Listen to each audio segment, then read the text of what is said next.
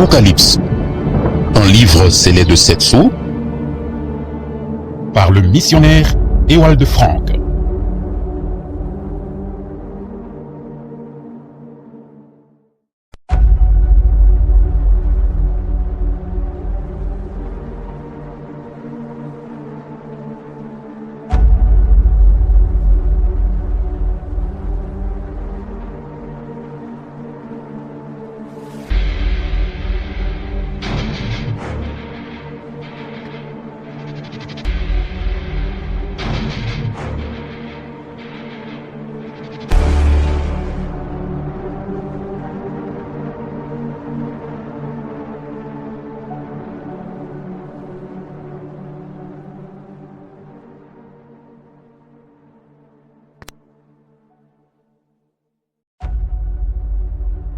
L'Apocalypse, un livre scellé de 7 sceaux, par Ewald Frank.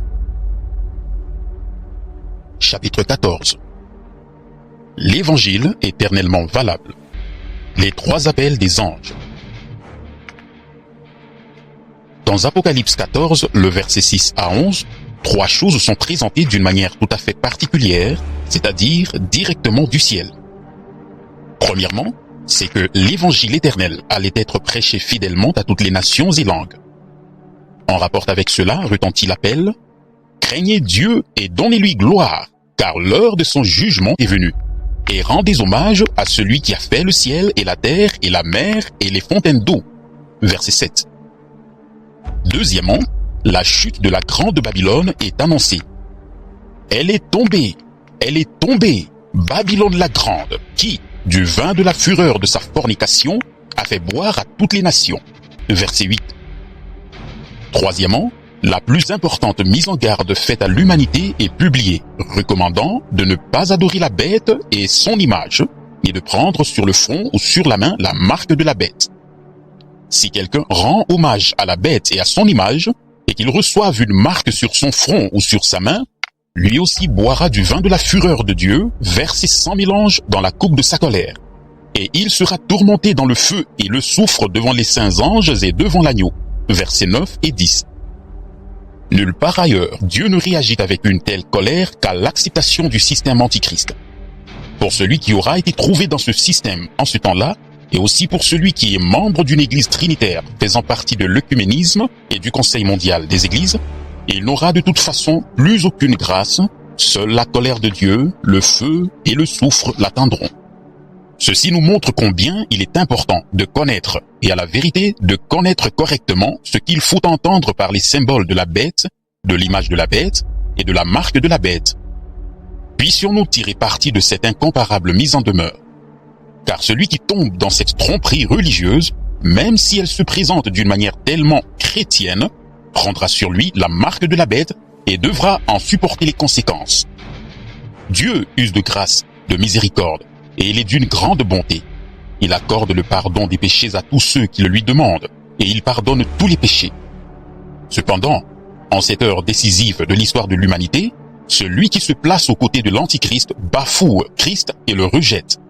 Il ne pardonnera pas le fait que l'homme regarde à l'Antichrist qui ne parle que de paix et de pardon, mais qui ne peut les lui donner, au lieu de se tourner vers lui, le Sauveur, qui seul peut donner la paix et le pardon. Il s'agit de percer à ce jour cette chose religieuse si bien décorée, et pour tous ceux qui y participent, de reconnaître quelles suites irréparables sont attachées à cela. La signification prophétique, ainsi que la révélation donnée par ces symboles, ne pouvaient être apportées que de nos jours, parce que le besoin n'était là, et c'est par un véritable ministère prophétique. Aucun évangéliste, aucun enseignant biblique n'avait jusqu'ici libre accès à la partie prophétique de la Bible.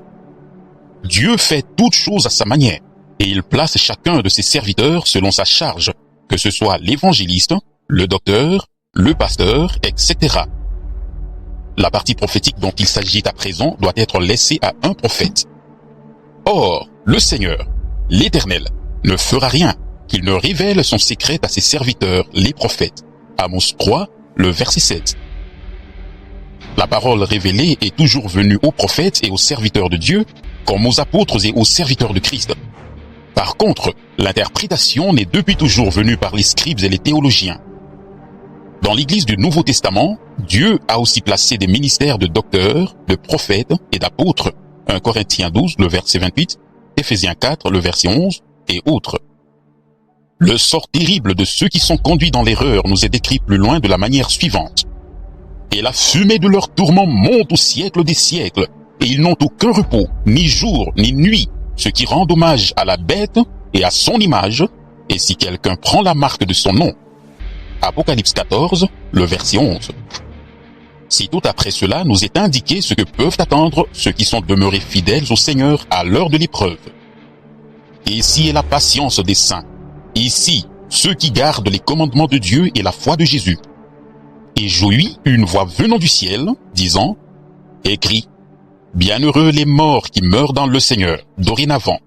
Oui, dit l'Esprit, afin qu'ils se reposent de leurs travaux, car leurs œuvres les suivent. » Apocalypse 14, les versets 12 et 13. Ce qui a été annoncé dans la deuxième partie du 5e sceau, Apocalypse 6, le verset 11, s'accomplit ici.